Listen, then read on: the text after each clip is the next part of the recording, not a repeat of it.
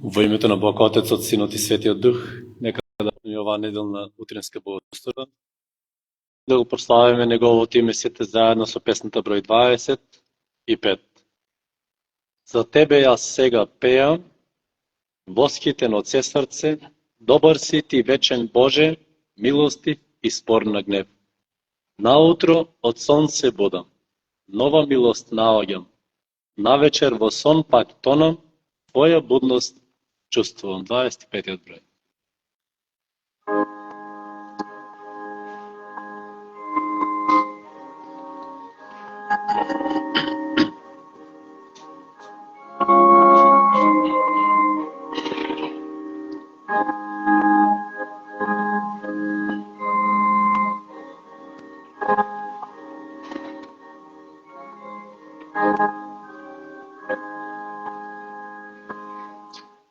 За Тебе јас сега пеам, восхитен од се срце. Добар си ти вечен Боже, милостив и спор на гнев. Наутро од сон се будам, нова милост наоѓам, навечер во сон пак тонам, Твоја будност чувствувам.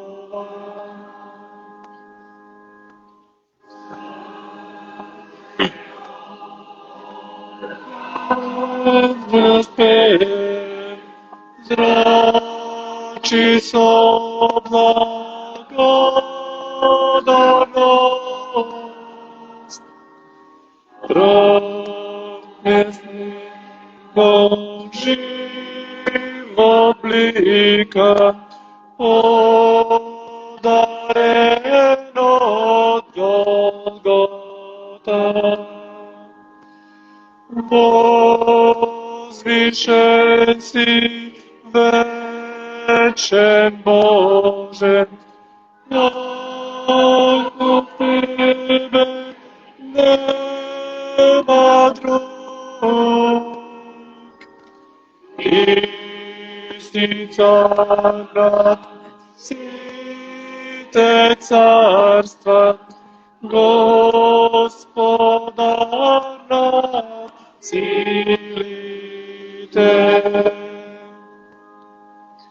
За Тебе јас пак се пеам, и за сите добрини, и за сите дела Твои, преудни и раскошни. Треперам од восхит Боже, на Тебе што помислам.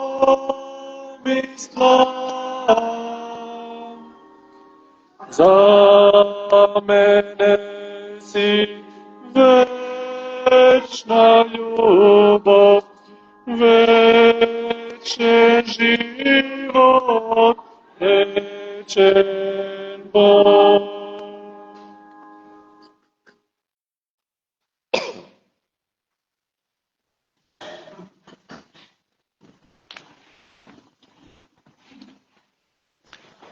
По продолжение ќе опчитам Псалм 19.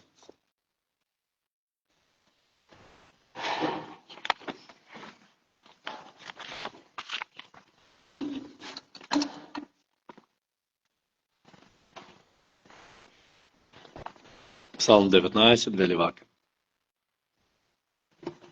Небесата ја објавуваат Божјата слава, а за делата на раците негови известува сводот небесен.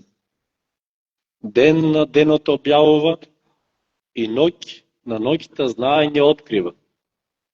Нема јазик, ниту пак говор, во кој не се слуша нивниот глас. Сепак, нивниот звук се разнесува по целата земја, а нивните зборови до краиштата на светот. На небото му постави шатор на сонцето, која излегува како младоженец од брачното легло. Се радува како силен јунак, што ја прелетува патеката. Од крајот на небесата е излезот негов и патувањето негово до другиот крај. Ништо не е сокриено од топлината негова. Непорочен е законот Божи, душите ги укрепува. Верно е откровението на Господ, ги учи неуките. И Господовите повелби се праведни, го веселат срцето. Господовата заповед зрачи светлина, ги просветлува очите. Страхопочитта кон Господ е чиста, пребива довека. Судовите Господови се вистина, сите се праведни. Поскапи се од злато и од скапоцени камења. Посладки се од восачен мед. Слугата твој ги пази, а кој ги пази, голема награда добива. Кој може да ги согледа своите грешки? И од оние тајни гревови очисти ме. И од горделивост запази го слугата твој, за да не овладее со мене. Тогаш јас ќе бидам непорочен и ќе бидам очистен од големите престапи. Зборовите на устата моја и помислите на срцето мое нека бидат благоугодни пред Тебе, Господи, Тарпо моја и Избелителе мој. Тоа е замолено да се стравате за молитва.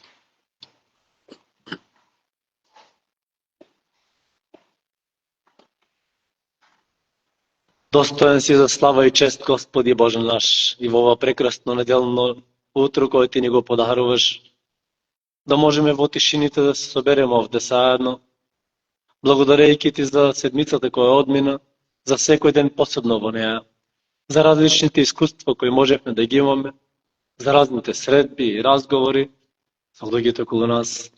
И благодариме за секоја подкрепа и утеха која Ти ни испраќаш, за секој благослов кој можевме да го примиме од Тебе и да го предадеме понатаму на другите околу нас. И благодариме, о Господи Исусе, за тоа што Ти, според Твојата милост и добрина, дозволи да бидеме тука во утро, да го слушаме и читаме заедно Словото Твое, да размислуваме за Него и Те молиме на вистина. Нека тоа Слово навлезе во срцата наши, кои се отворени и спремни да го примат. Те молиме Ти зборовај до духот наш, до ушите наши, за да можеме да го разпознаваме гласот Твој во овој свет, за да можеме да бидеме одново поучени, упатени и насочени во вистината, правдата и светоста на Твоето Слово. И благодариме за Твојата добрина, која Ти ни искажуваше на различни начини се до овој момент. И можеме да кажеме до тука Господ ни помогна, а и понатаму се препуштаме на Твоето водство, од Твојата грижа, од Твојот благослов. И не само за нас овде Те молиме да не благословиш, о Боже, туку и на секаде каде што во утро се собираат во помал или во поголем број, Ти биди помеѓу нив, за да може секој ден да го приме она кој му е потребно, за да расти и се развива во Тебе, во познавањето на Тебе и предаденоста на Тебе, запознавајќи се себе си, да донесе правилна одлука како ќе живее понатаму. Те молиме, о Господе, за Твојот дух, да преовладува над нашиот дух. А посети ги оние кои се болни по домовите, по болниците, нашите блиски, роднини, пријатели, кои повикуваат кон Тебе, имат потреба од Твојата помош. Те молиме, не одминувај ги, о Боже, погледни милостиво и на нив таму каде што се, па и Тие да ја примат помошта која им е потребна. А, Господи Боже небесен, Ти си достоен да бидеш прославуван, Ти си достоен да се поклонуваме пред Тебе, да Ти одаваме честта и славата на Тебе, бидејќи на вистина нема друг Бог како што си Ти, во Твојата љубов, Твојата големина, во Твојата милост И затоа ти благодариме што дозволи сето тоа да го доживееме во Твојот Син Исус Христос. Те молиме, о Боже, почни и сега кога заедно повикуваме кон Тебе онака, како што Ти некогаш ги научи Твоите ученици. Отче наш, кој си на небесата, да се свети името Твое, да дојде царството Твое, да биде волјата Твоја, како е на небото, така и на земјата. Лебот наш насушен, дај ни го и денес. И опрости ни ги долговите наши, како што и ние им ги опростуваме на нашите должници. И не воведувај во искушение, но избави не од лукавиот. Зашто е Твое царството, и силата, и славата во сите векови. Амин.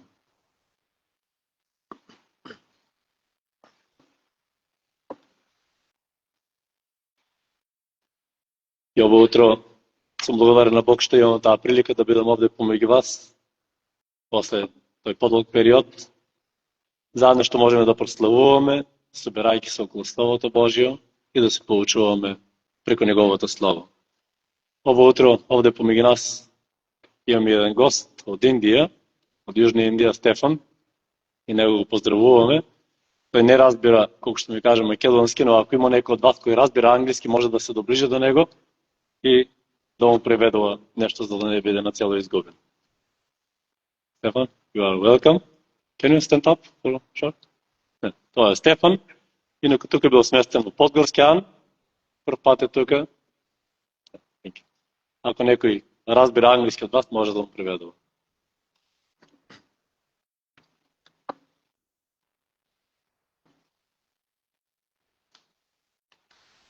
Пред да испееме и втората песна на слава на Бога, сакам да направам нешто што сега беше пропуштено да се направи, бидејќи приметувам дека овде во Колешино се движат разни струи, има разни муабети, се шират разни размислувања по повод што се случува на светско ниво, на некои делови од светот, поради прашањето со хомосексуалност, со разни други теми кои се нафрлаат некаде во некои земји. На крајот од 2024 година, црковното представништво на нашата црква во Македонија и проповедниците сите заедно се собраа и излегоа со еден заеднички став, всушност го потврди уште еднаш она што стои запишано во црковната дисциплина во нашата црква. Тоа писмо требаше да биде прочитано и тука во Колешино, но тогаш не се прочита. Беше испратено до сите заедници, за да се знае кој е официјалниот став на црквата наша во Македонија. Затоа би сакал да сега го прочитам за да го знаете тоа. Писмото беше испратено на 9 октомври 2024. До заедниците на ЕМОЦ во Македонија, известување во врска со ставот на ЕМОЦ во Република Македонија во поглед на хомосексуалноста и дефиницијата за брак. Драги заедници, поради разбренуваноста на разни луѓе во нашите заедници и надвор од нив, во поглед на хомосексуалноста и дефиницијата за брак на светско ниво, проповедниците на ЕМОЦ во Македонија, заедно со црковното представништво на ЕМОЦ во Македонија, на ден 8 октомври 2024 година, се состанаа и преку освојување на декларација го произнесува следниот заеднички став кој воедно е и официјален став на ЕМОЦ во Македонија. Прво, Евангелско-методистичката црква во Македонија поддржува дефиниција на бракот како заедница помеѓу еден маж и една жена, односно моногамен хетеросексуален брак. Второ, Евангелско-методистичка црква во Македонија не ја одобрува практиката на хомосексуалност и ја смета оваа практика за небиблиска и спротивна на христијанското учење. Трето, со оваа декларација Евангелско-методистичката црква во Македонија потврдува дека останува да работи според црковната дисциплина донесена во 2016-2017 година од Централната конференција и ги отфрламе сите измени на дисциплината донесени по овие прашања на Генералната конференција во 2024 година. Тоа беше испратено тогаш. Само да кажем уште нешто, дека нашата црква од Македонија ги следи случувањата во светот, будно го прати сето тоа и доколку некогаш, ако се случи да тоа, некој да сака да ни врши одреден притисок, да прифатиме одредени нешта кои не се според нашите обидувања овде, тогаш размислуваме на одделување, сите проповедници да застанат и да станат да кажат дека тоа повеќе не може така, тогаш ќе се преземат драстични чекори, но за сега одлучија тие дека не е времето да се прави тој чекор. Бидејќи секое одделување, секое расцепкување носи нови проблеми. Инаку тој проблем не е само во нашата црква, во светот, туку го има и во баптистичка, и во адвентистичка, и во назаријанска, на многу места, и тоа не е и најголемиот проблем. Ке два и те поголеми проблеми. Но прашањето е како ги решаваме, како се поставуваме пред нив, и ние, нашето задолжение е го гледаме на проповедниците во Македонија да не дозволиме тука кај нас да дојде тако нешто. Не можеме во дворот на комшијата да му наредиме што да се случува, но можеме да внимаваме кај нас што ќе се случува. Затоа, мислам дека беше потребно да се прочита тоа нешто и да се даде на знаење кој е ставот и на што стоиме и каде стоиме ние тука во Македонија. И ако Бог даде да помогнеме некаде на друго место, на некој начин, да бидеме за благослов, да го направиме тоа. Доколку не, треба секој да се гледа таму каде што се, да си решаваат своите проблеми. Инаку една друга промена што настанува во последните во оваа година е тоа дека на секоја земја од нашата црква и се овозможува автономија да одлучува самата за себе што е најдобро за мисијата во таа земја, како да постапува и да се води. Да не одлучува никој од надвор, туку секоја земја сама за себе да си одлучува. Тоа според дисциплината не беше можно до денес, но сега се внесе таа промена за секој да размислува и како што е убеден според обидувањето на земјата во таа црква, таму да се случуваат нештата на тој начин. Ако некој има дополнителни прашања, да не се разликуваме сега премногу, може после тоа, после богослужбата да остане, да праша или да може да поразговараме повеќе ако сака.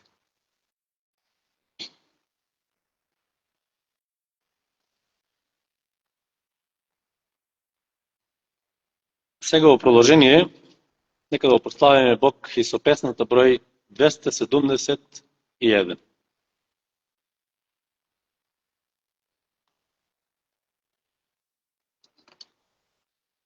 Јас се надевам на Тебе, Христе Спасителе мил.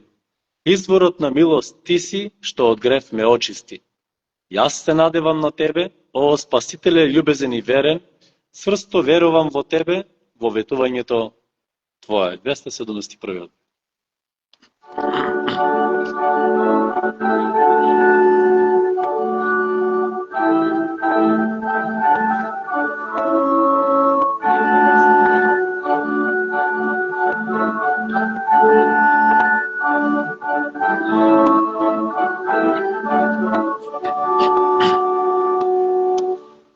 Јас се надевам во Тебе, Христе Спасителе мил, изворот на милости си, што од грев ме очисти. Се надевам на Тебе, о Спасителе љубезен и верен, сврсто верувам во Тебе, во ветувањето Твое. Сакаш грев Ти да ми простиш, срце да ми очистиш, верувам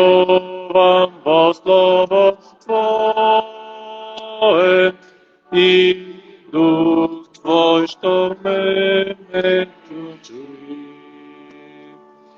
Јас се надевам во Тебе, о Спасителе љубезен и верен. Цврсто верувам во Тебе, во ветувањето Твое. Сакаш слободен да бидам, товар свој да отфрлам. Верувам во крвта Твоја, гревови што измива. Јас се надевам во Тебе, о Спасителе љубезен и верен. Цврсто верувам во Тебе, во ветувањето Твое. Сакаш верно да Ти служам, да го следам Твојот пат. Доверба во Тебе има, нема да се изгубам. Јас се надевам на Тебе, о Спасителе љубезен и верен. Цврсто верувам во Тебе, во ветувањето Твое. Знам постојано ме штитиш и на мене бдеш Ти. Спокојно без грижи стојам, дрекам по Твоја закрила. Јас се надевам на Тебе, о Спасителе љубезен и верен.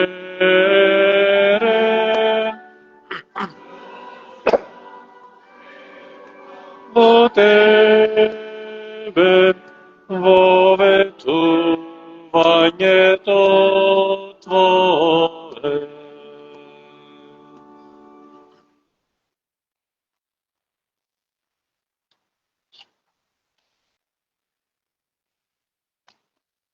Во продолжение ќе прочитам и од книгата на пророкот Неемија.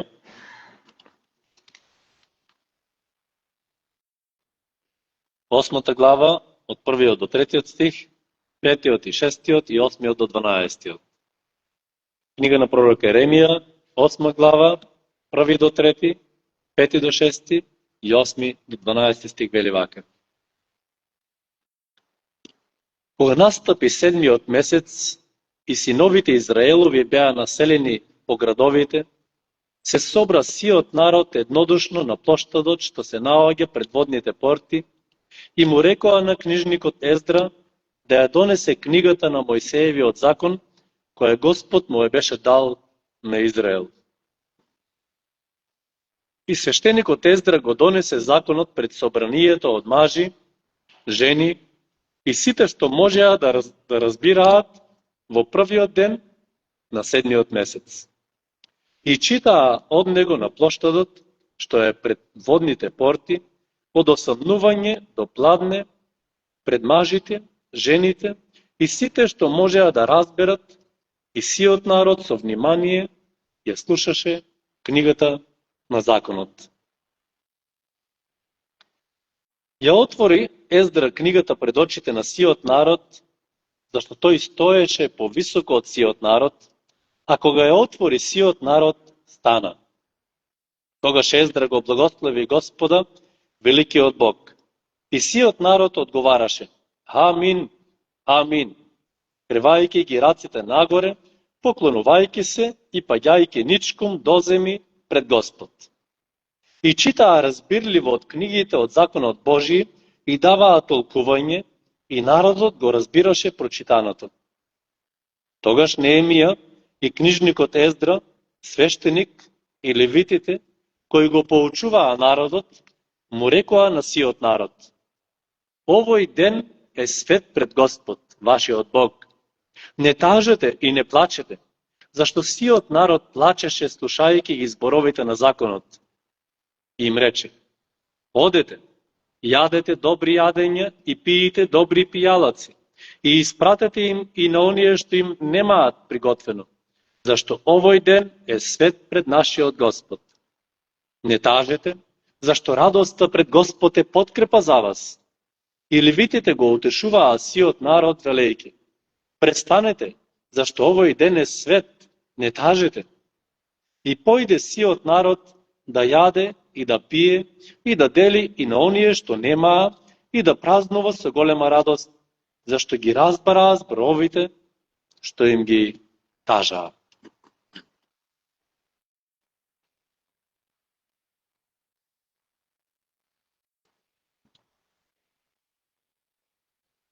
Разгорени срца. Драги браќи и сестри, па и присутни, ово што го читам овде во книгата на пророкот Неемија, всушност се зборови кои не известуваат за едно големо пробудување помеѓу израелскиот народ.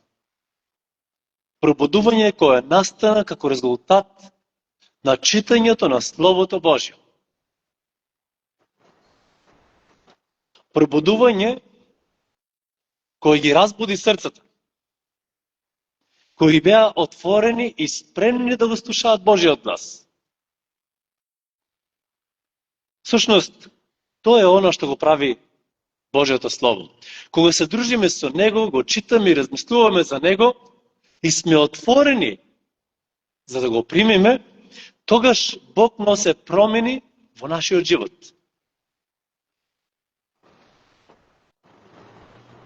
Кога прв пат во јавноста го слушнав Словото Божјо, во Евангелско-методичката црква кога се читаше,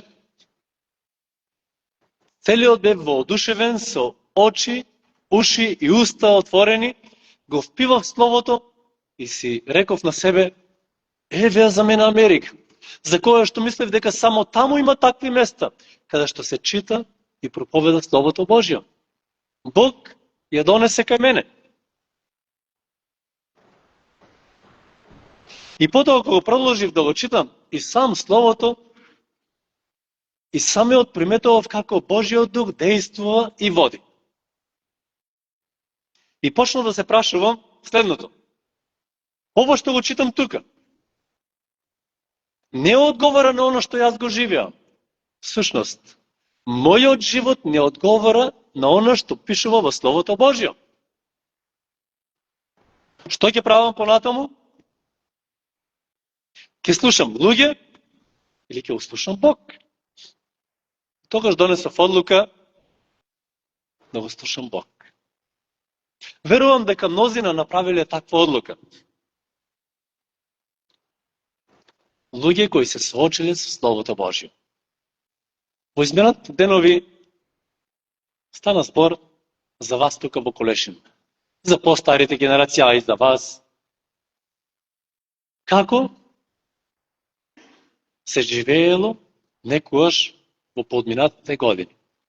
Како многу од вас, можеби кои сте повозрастни, седеле и работеле поручек или навечер, а еден од нив ќе ја земе Библијата и ќе чита за сите да можат да слушат. и се расте со Словото Божјо. Слава му на Господа ако и денес се случува истото. Ако и денес продолжувате да го правите тоа. Да живеете со Словото. Затоа што Словото Божјо е живо и вистинско и тоа действува. И навлегува длабоко во душите и во срцето наше. Само кога сме спремни и отворени за него.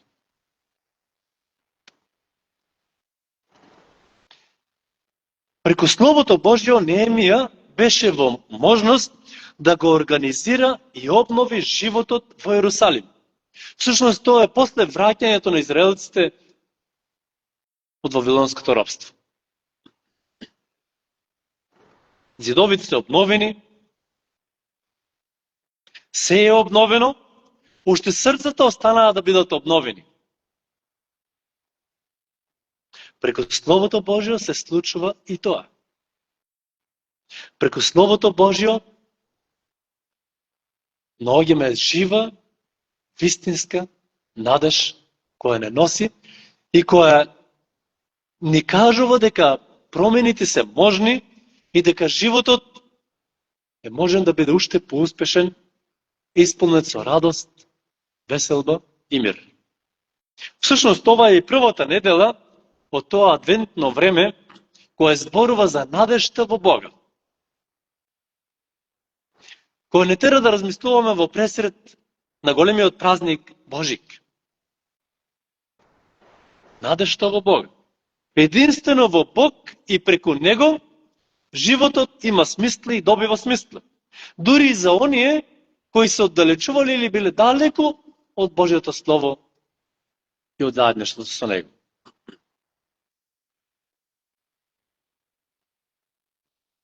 Еден мој пријател во Струмица,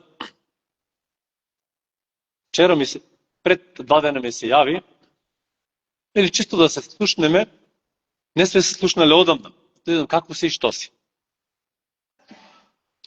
И јас го прашав што е и како е, и знам дека имаат проблеми со едно од нивните деца, со еден од нивните синови.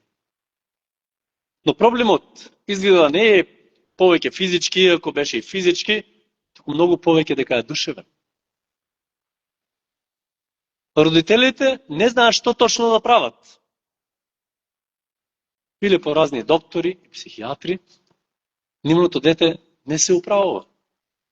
И тој потештен, натоварен, многу пати сме зборувале за Словото, сум го канел црквата да дојде на службите, но секој пат одбива. Иако во одредени моменти неговото срце беше отворено. Одбива и се уште не е дошол. А сега самиот од себе, откако видел дека нема помош некаде на друго место, самиот прашува: кога имате литургија? Кои денови? Имате ли нешто овие денови? Хајде да се управи малку, ќе дојдам, ќе дојдеме. Велам, не чекај да се управи. Сега е времето и часот. Дојди, утре, задутре. Не мора да чекаш. Тој човек почнува да гледа надеж или да има надеж во своето срце, дека ако биде во Божјото присуство, од таму ќе добие помошта која му е потребна. И точно тоа се и случува. Тие луѓе кои се свртуваат кон Бог, со отворено срце, во нивниот живот, може да очекуваат дека помошта ќе добијат што им е потребно. Бог тоа го ветуваше на израелците, Бог тоа го ветува и на нас денес. Ако се свртиме со цело срце, се дружиме со Неговото Слово, Неговото Слово ни е мило, го читаме и размислуваме за Него, за правилно да го разбираме, Бог ќе го направи својот дел. Тој не е лажец, току го исполнува она што го ветил.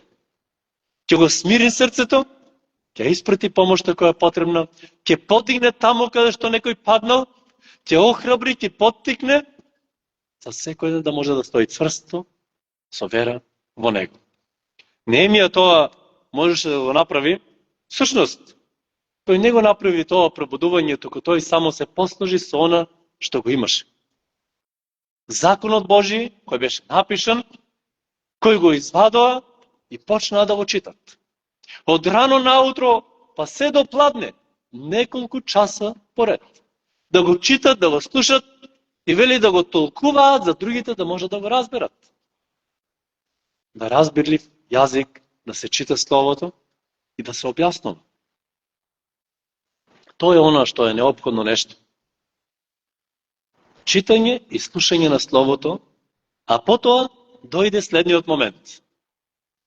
Тие почнаа да ги исповедаат нивните гревови. Тоа може да го видите одма во следната глава 9. Како израелците откако слушнаа, ја увидува својата состојба, па ние не сме правеле добро. Ние сме застраниле, ние сме залутале.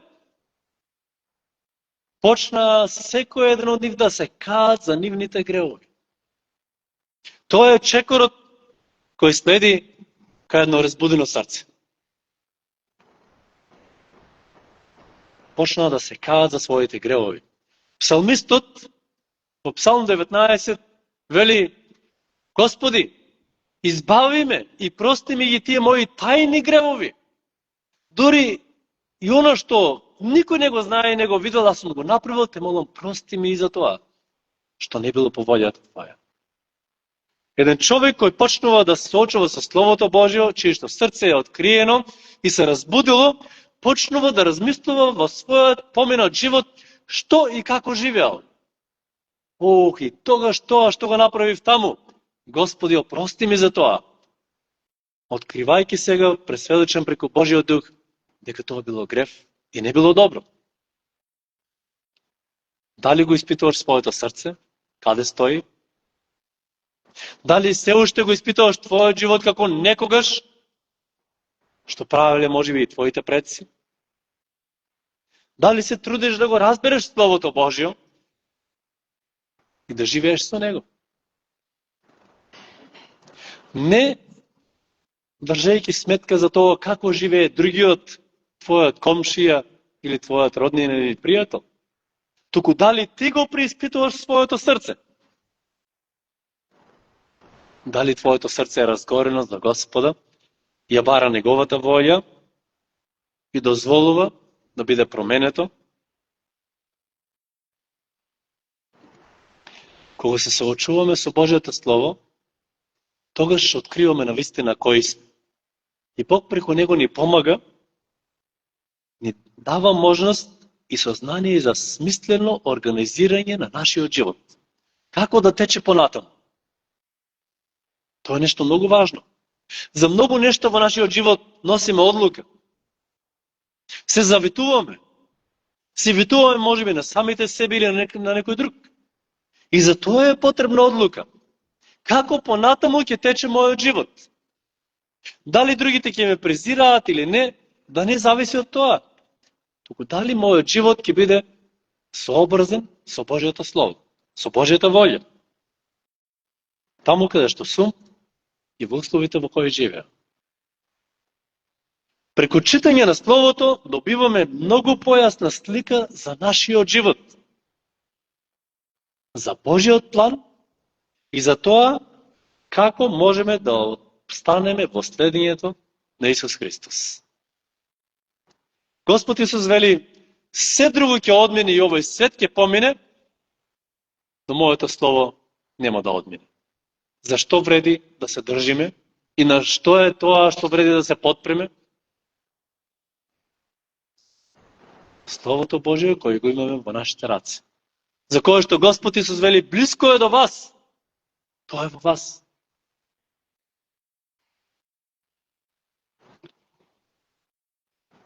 Само тогаш, кога нашите срца ќе бидат спремни и отворени, да го слушаме Божиот глас, да живееме постојано со Него, со Словото Негово, ќе станеме сведоци на исполнувањето на Божите ветувања.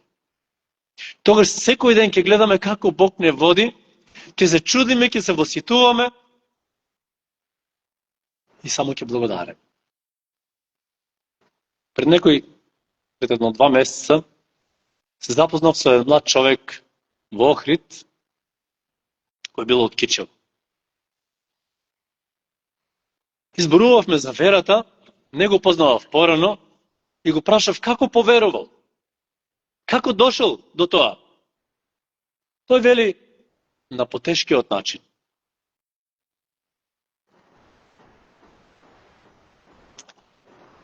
Вели, не сакав да го прифатам тоа порано. Еден ден слушнав глас до мене кој ми вели, еве ја таа книга на мојата полица, читај ја неа, Библијата. Аз се реков, еве ќе земам некоја слична на неа со слики, ова нема ниту една слика во неа, еве ќе земам една друга и рече, земав една од тие Библии за млади со слики. Но гласот беше упорен. Земја, таа книга е за тебе, Библијата. Вели се противев да го предадам својот живот на Бог. Наскоро имав една голема сообраќајна и тешка сообраќајна несреќа. Со ребра скршени, лицето излакатено, телото повредено на многу места. Одва и преживеа. И во болницата почнав да се молам. Господи, само ти можеш да ми помогнеш. За кратко време и додека други луѓе се молеа за мене, вели, носев и корсет, имав проблеми со кичмата, прашнени, уништени од сообраќајката. Само помина една струја низ мене и повторно го слушнав гласот, ти си здрав, повеќе не ти треба тоа што го носиш. За некој ден отидов повторно на контрола, да ме снимат, и вели го ставив корсетот повторно за да не ме критикуваат зошто не го носам. И на снимката кога го видоа, рекоа, а ти си здрав, на тебе ништо не ти фали. Можев само да се восхитувам и да прославувам, слушајќи го тоа како Бог си повикува луѓе, на кој начин и без никаква помош од човек. Да, Бог може да го направи и тоа, но најмногу тој действува преку своето слово и не повикува кога го слушаме и сме спремни да го примем. Бог има и други разни начини на кои ќе одлучи да подействува. Само можеме да се восхитуваме и да бидеме сведоци на неговото водство и на неговото действување. И да кажеме навистина до тука Господ не водеше. И понатаму му го препуштаме нашиот живот на него. Кога живееме со Словото Божјо, стануваме сведоци на исполнувањето на Божјите ветувања. Многу ветувања се кажени во Библијата. Некои од нив се веќе исполнети, некои допрва треба да бидат исполнети. Ќе бидеме сведоци на тоа доколку нашите очи се отворени, уште повеќе нашето срце отворено. Верувајте дека кога ќе дојде моментот да дојде Христос повторно, многу луѓе воопшто нема да знаат што се случува. Тоа ќе биде како некој цунами кој одеднаш се појавило и носи се пред себе. Во тој момент нема да има некој прилика, чекај јас да поверувам. Чекај да размислам, да истражувам, да видам што е правото. Току вели во миг на око, телата ќе бидат променити на оние кои му верувале на Христа и мртвите ќе воскреснат. Кои верувале во Христа и нивните со нови тела. И ќе се сретнат заедно со Господа во облаците, вели. А оние кои му веруваат ќе бидат сведоци на тоа нешто и само ќе можат да прославуваат, да фалат и да пеат. Заради спасението кој го имаме од него и во него. А кај другите, мислам дека ќе настапи таков хаос во кој што нема да можат да се снајдат. Нема да знаат точно што да прават, бидејќи на време не го отвориле своето срце, не го слушале Словото, не сакале и не го примиле, за да бидат запознаени со Божите планови, со неговите ветувања и неговите исполнувања. Читањето и разбирањето на Словото носи радост и поттикнува кон делотворност. Тоа што го читам и слушам, треба и да го разберем. И затоа добро е кога се собираме заедно и читаме, ако има нешто нејасно, се праша. Или после богослужбата, ако некој не му било нешто доволно јасно, слободно да праша, да размени уште збор два. Да биде да објаснето, да биде споделено, појаснето и така еден со друг да се подкрепуваме и охрабруваме или да биде споделено некое искуство и да се зацрста уште повеќе верата во нас за одлуката која сме ја донеле, да може да ја носиме и понатаму во нашите срци и во нашиот живот. Кого ќе следиме и кому ќе му веруваме.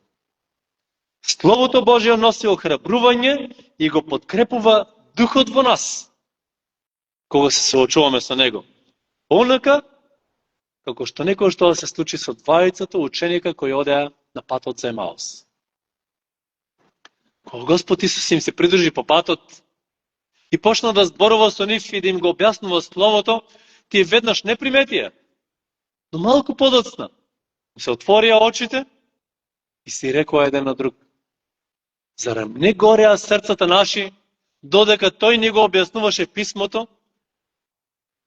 Срцата нивни се исполнија со таква радост, што оставија се и веднаш се вратија назад во Иерусалим да пренесат на браќата што дознале, што доживеале и кого сретнале. Словото носи охрабрување и го подкрепува духот во нас. А денес имаме многу средства и начини како да се дружиме со Словото Божие. Печатени изданија, дигитални изданија, видеоизданија, разни изданија. Само некој да биде спремен да посака и да го има. И да го чита, или да го слуша. Има разни можности и начини. И затоа, доживувајќи го Божјото действување,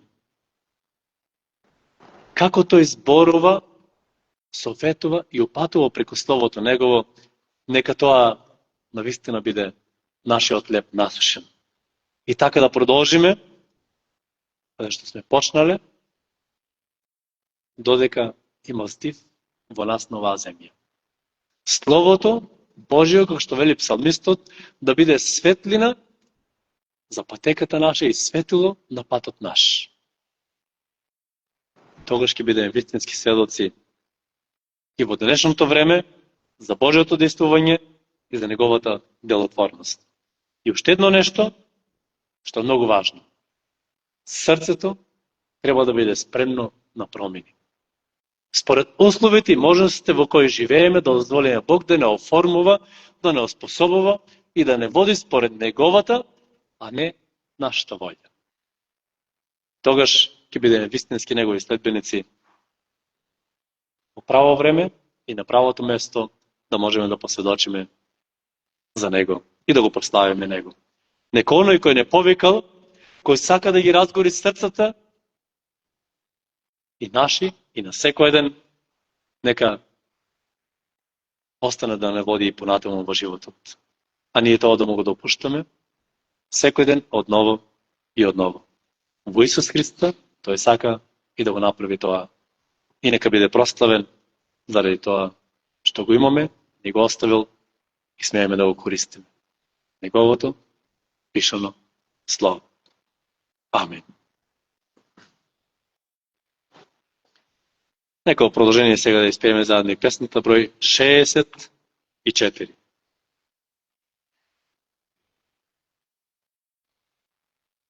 Ако си тажен во својот живот и немаш сила да решиш се, едно ти велам, не оди далеко, бидејќи тука е Библијата.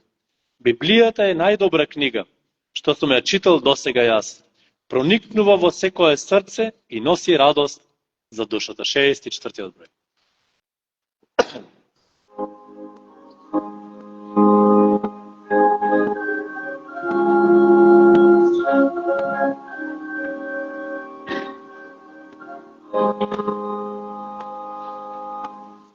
Ако си тажен во својот живот и немаш сила да решиш се, Едно ти велам, не оди далеку, бидејќи тука е Библијата. Библијата е добра книга, што сум ја читал до сега јас. Проникнува во секое срце и носи радост за душата. Ти не се срами, читај со вера, извор на живот ќе најдеш неа. Голготска милост, љубов и среќа ќе најдеш само во Библијата. Библијата е најдобра книга, што сум ја читал до сега јас. Проникнува во секое срце и носи радост за душата.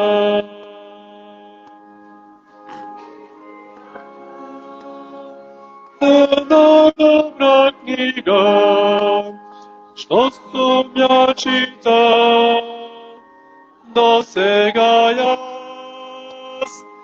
Проникнува во секое срце и носи радост за душата.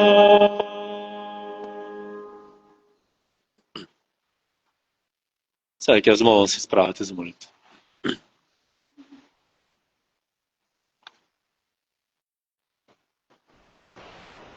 Колку прекрасно е што го имаме Твоето Слово, Господи Боже наш, кое што можеме да го читаме, за кое можеме да размислуваме, кое што смееме да го споделуваме помеѓу себе и со другите околу нас. Колку прекрасно е што во него откриваме Твојата волја за нас, за нашиот живот, Твојот план за спасение, Твојот план за благослови од секој оној кој се отворено срце ти пристапува на Тебе.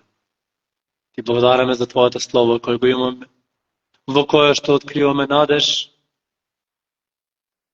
за опрстувањето на нашиот грев, надеж за вечноста заедно со Тебе, надеж за тоа дека Ти повторно ќе дојдеш и ќе ставиш крај на секое страдање, на секоја мака, на секоја болка и на смртта.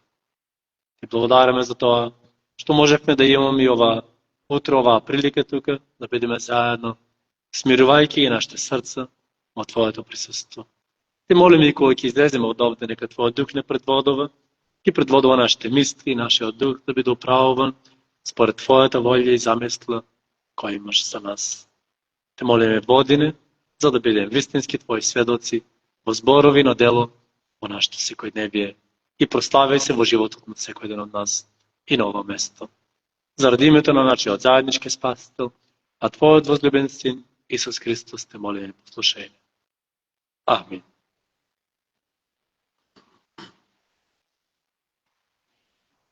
Сега децата, дали имат нешто спремно или?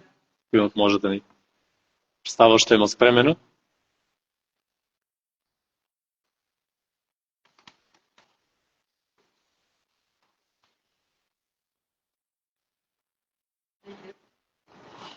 Ајде, не се срамат.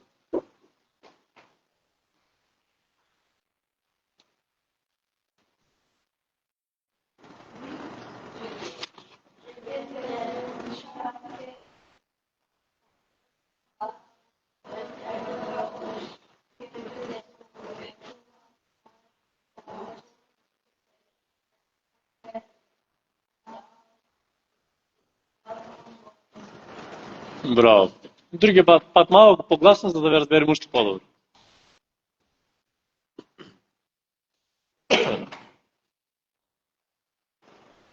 Што се однесува до информациите, мислам дека тука преку седмицата немате други активности и ако има нешто може да подсетите да кажете, ако имате нешто договорено меѓу себе. Инако денес во 7 часот поручек во Струмица има вечер на славење, пратено со повеќе песни, со молитва, со библиски текстови. Секој кој сака може слободно да се придружи и се придружуват и од другите заедници. Тоа е еднаш во месецот, се собираме заедно и прославуваме заедно. Значи во 7 кој сака може слободно да ни се придружи. Сега, ако нема некоја друга информација, ќе ве замолам да се исправите за последната песна, 216, ќе пееме само првата строфа со рефренот и ќе завршиме со благослов. Од 216, првата строфа со рефренот и ќе завршиме со благословот. Може да се исправите.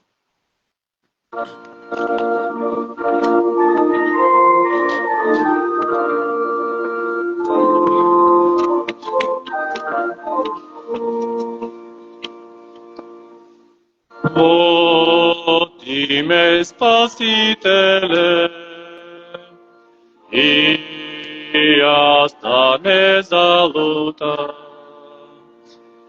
Сигурен сум со Тебе, биди до крај со мене. Води, води, преко целиот мој живот. Кога се ми пропаѓа,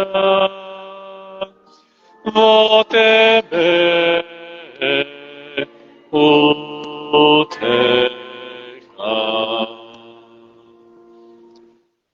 Благодата на нашиот Господ Исус Христос и љубовта на Бог Отецот и заедништво на Светиот Дух нека бидат и останат со сите вас сега и во сите векови. Амин. Со ова